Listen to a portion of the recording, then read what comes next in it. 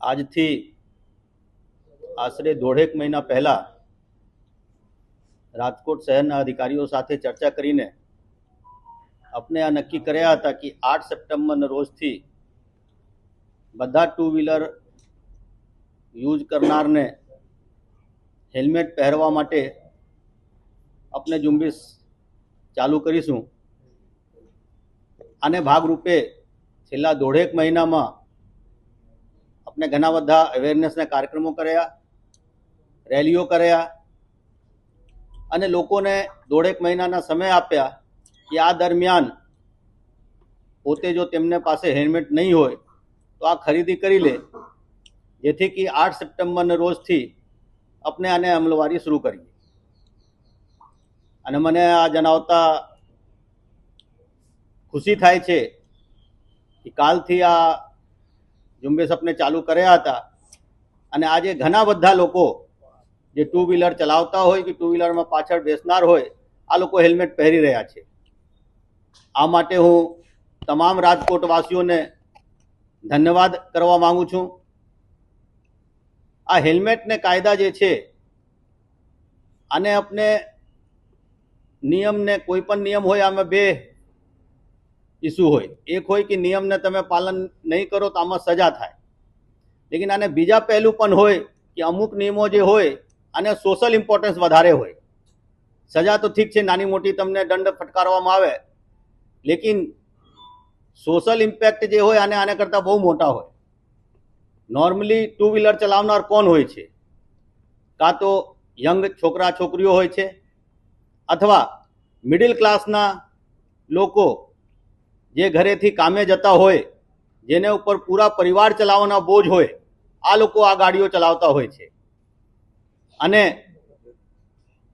અનજાનેમાં ભગવાન ન કરે આને સાથે કંઈ થાય તો પછી પૂરા પરિવારને ઉપર જે તકલીફ પડે છે આ તકલીફને જોઈએ તો આ દંડ જે થાય અને આને કરતાં બહુ મોટો તકલીફ હોય છે।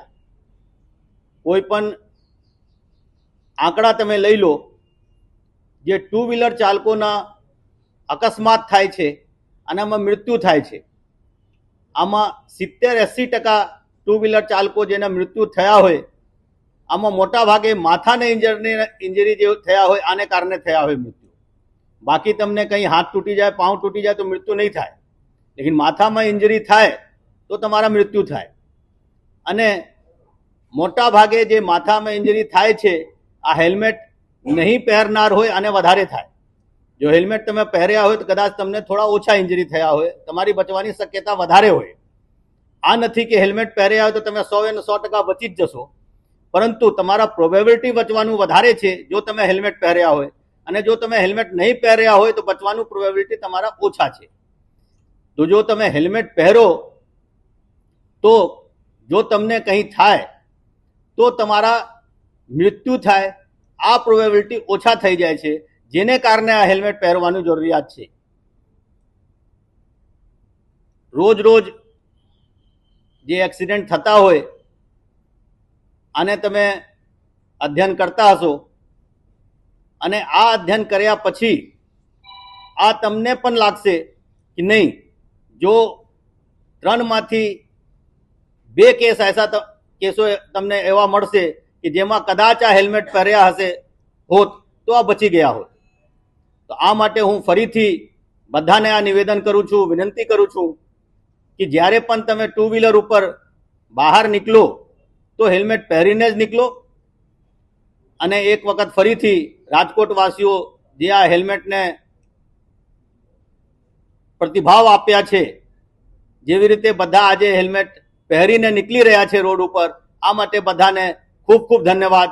અને આજ માટે આજે આપણે આને અભિવાદન કરવા માટે તમે જોતા હશો કે રસ્તા ઉપર પોલીસ ડિપાર્ટમેન્ટ જે છે, જે લોકો હેલ્મેટ પહેરીને નીકળી રહ્યા છે આને ફૂલ આપી રહ્યા છે કે નહીં ભાઈ, તમે આને ઉપાડી લીધા છે, આ અભિયાનને તમે જારી રાખો અને તમને અને તમારા જીવનને સુરક્ષિત રાખો, જેથી તમારા પરિવાર ઉપર કે તમારા ઉપર કોઈ પણ આવા કોઈ વિપત્તિ નહીં આવે।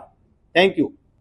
આ હેલ્મેટના ડ્રાઈવ કાલે પણ ચાલુ હતા, આગળ પણ આ ચાલુ રહેશે. આમાં કોઈ પણ જગ્યા ઉપર આ નથી કે દરેક જગ્યા ઉપર પોલીસ અવેલેબલ હોય. જે ડ્રાઈવને આપણે નક્કી કર્યા હતા સ્પોટ, આ સ્પોટ ઉપર જે કામગીરી કરવાના હતા પોલીસને આ કરી રહ્યા હતા.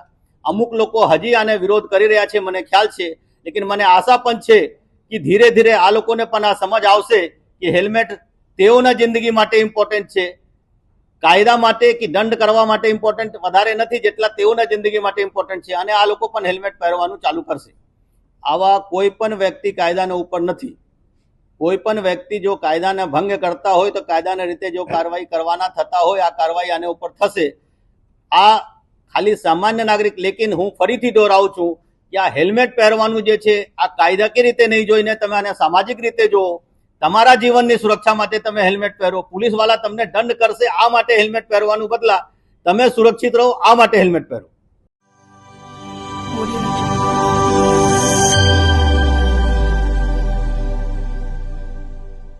Audio